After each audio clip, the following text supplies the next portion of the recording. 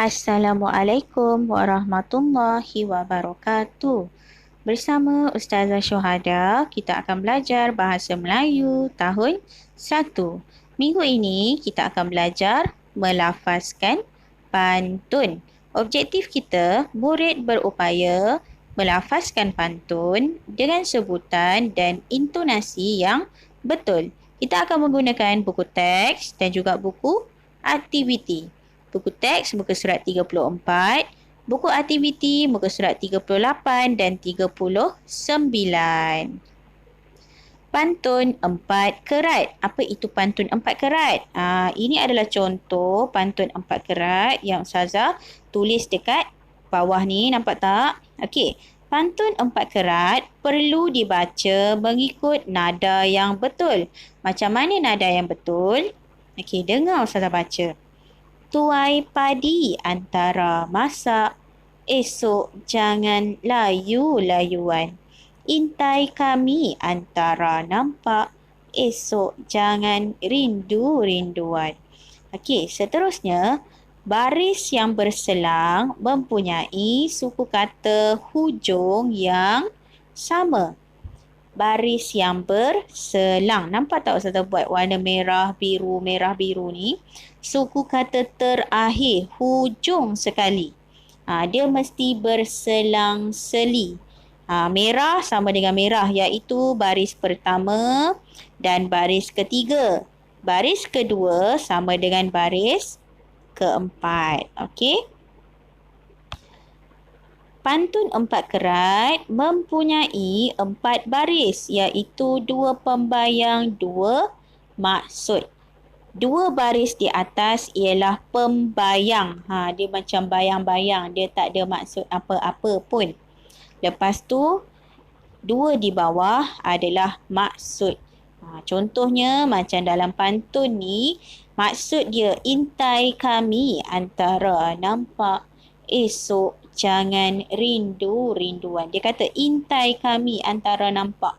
Maksudnya sementara ada, masih ada, jagalah elok-elok tengok, bertanya khabar, bersembang. Nanti esok jangan rindu-rinduan sebab kita tak tahu besok jumpa lagi ke tidak. Okey, lepas tu boleh buka buku teks muka surat 34. Ada 1, 2, 3 dan 4 rangkap pantun. Okey. Tajuk kita melafazkan pantun. Okey, Ustazah akan baca, kamu ikut. Pak Tahir membawa timba. Timba lama berisi paku. Hari lahir menjelang tiba. Ailin terima hadiah buku. Okey, untuk pantunnya ini, 2 di atas ialah pembayang, 2 di bawah ialah maksud. Jadi, pantun yang pertama ni maksud dia nak kata hari lahir siapa yang menjelang tiba? Hari lahir Ailin. Sebab Ailin dapat hadiah. Ni Ailin dapat hadiah daripada Prema, iaitu buku. Okey, rangkap yang kedua. Buah bidara, buah duku. Bawa ke kota sebakul cuma. Ailin gembira mendapat buku. Buku cerita dibaca bersama. Okey.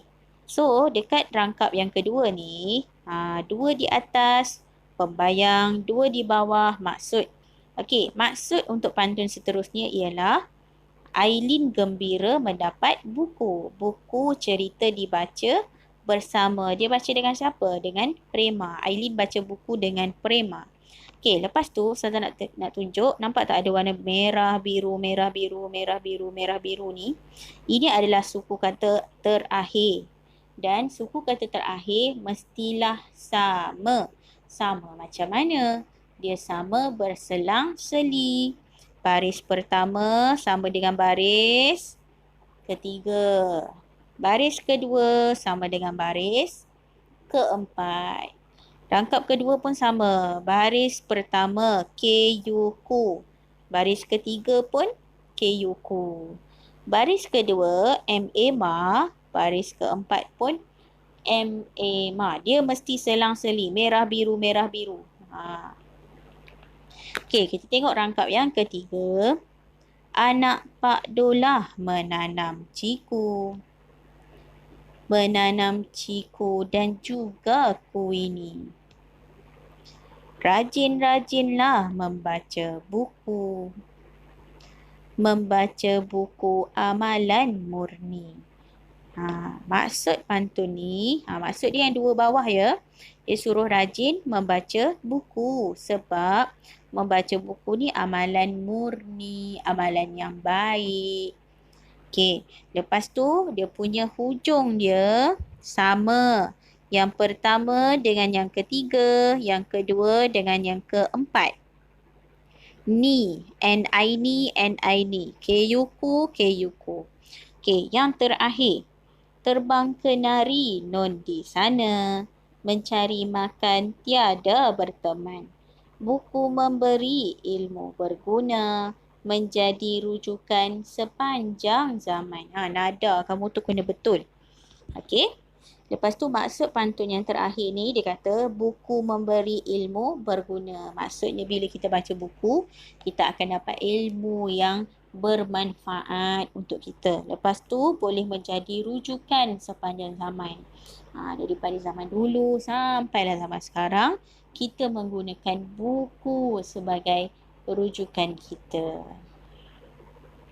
Okey, sekarang boleh buka buku aktiviti muka surat 39. Macam biasa, tulis hari dan tarikh. Aktiviti 4. Lengkapkan pantun dan lafazkannya. Ada 5 pilihan jawapan. Dengan ilmu kita akan maju. Besar nanti menjadi bijak. Pelbagai bangsa berbual mesra. Buku dibaca bersama rakan. Jadi amalan rakan sebaya. Okey, nampak tak yang Ustazah garis warna biru ni? Itu adalah suku kata hujung.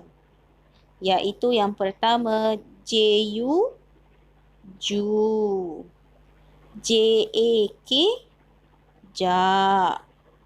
R-A, ra. K-A-N, kan. Y-A, ya. So, kita kena tengok suku kata hujung dia dan pilih jawapan yang sesuai.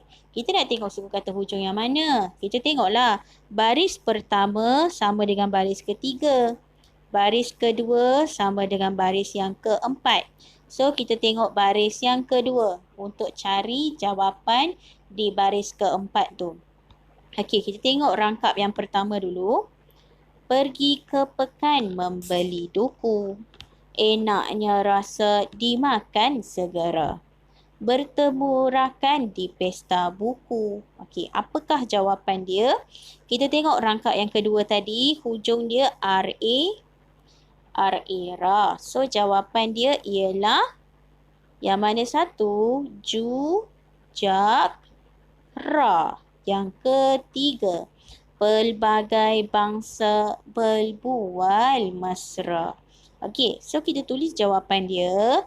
Bila dah tulis jawapan, titik noktah di akhir ayat sebab baris yang keempat kena ada titik noktah. Kemudian potong jawapan yang telah ditulis. Kita tengok rangkap yang kedua. Pergi berkelah bersama Pak Engku. Bawa roti dan juga rojak. Rajin-rajinlah membaca buku. Okey, macam mana kita nak tahu jawapan yang keempat? Tengok yang kedua. J-A-K, jak. So, mana satu? Ni ju. Yang ini adalah jak. So, jawapan dia besar nanti menjadi bijak. J-A-K, jak. Salin di atas garisan B huruf besar dan titik noktah di hujung ayat dia. Okey. Rangkap yang ketiga, buah ceri dibawa tetamu.